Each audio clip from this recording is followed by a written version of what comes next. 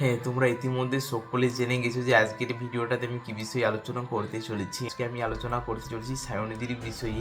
কারণ সায়নিধির ওই ঘটনাটা তোমরা ইতিমধ্যে জেনেই গেছো। সোশ্যাল মিডিয়াতে দেখা যাচ্ছে তাকে বিভিন্ন মানুষ বিভিন্ন রকমভাবে উপস্থাপন করছে। তার কিছু মানুষকে দেখা যাচ্ছে নিজেদের চ্যানেল বা প্রোফাইল গ্রো করার জন্য তার কিছুগুলো ফটো দিয়ে গান লাগিয়ে আপলোড করছে। তো আমি তাদেরকে একটা কথাই বলতে চাই, এগুলো প্লিজ তোমরা বন্ধ করো। কারণ দেখো, আমরা সায়নদিকে চিনে থাকি শুধুমাত্র সোশ্যাল মিডিয়ার মাধ্যমে, আর এই খবরটি শোনার পর আমাদেরই কতটা খারাপ লাগছে, তাহলে তার ফ্যামিলির উপর দিয়ে কি যাচ্ছে তোমরা বুঝতেই পারছো। তাই আমি একটা কথাই বলবো, তোমরা এই সমস্ত যে কাজগুলো করছো, বিভিন্ন ইয়া দিয়ে ফটো এডিট করছো বা ছবি আপলোড করছো, এইগুলো দেখার পর আমাদেরই যদি এতটা খারাপ লাগে, তাহলে তার ফ্যামিলির উপর দিয়ে কি যাচ্ছে তোমরা বুঝতেই পারছো।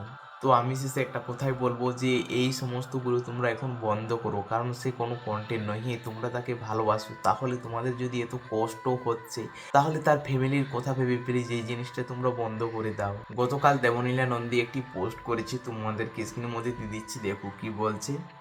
এমন একটা ঘটনা ঘটেছে যেটা নিয়ে আমার কিছু বলার নেই, কারণ কি বলবো সেটাই বুঝে উঠতে পারছি না।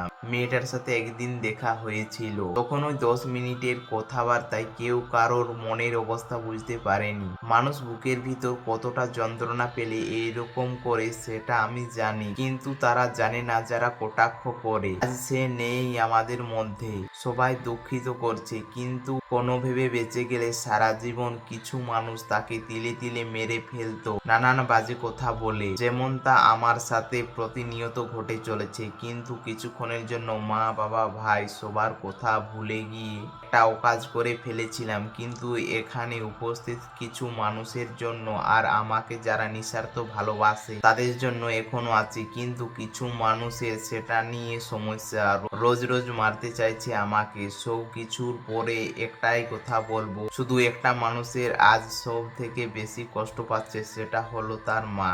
কিছু মানুষ প্রচন্ড জাজমেন্টাল, ভালো তাও খারাপ খোঁজে। কিছু মানুষ ভুল করতে যাচ্ছিল, আর তুমিও ভুল করেছো বোন।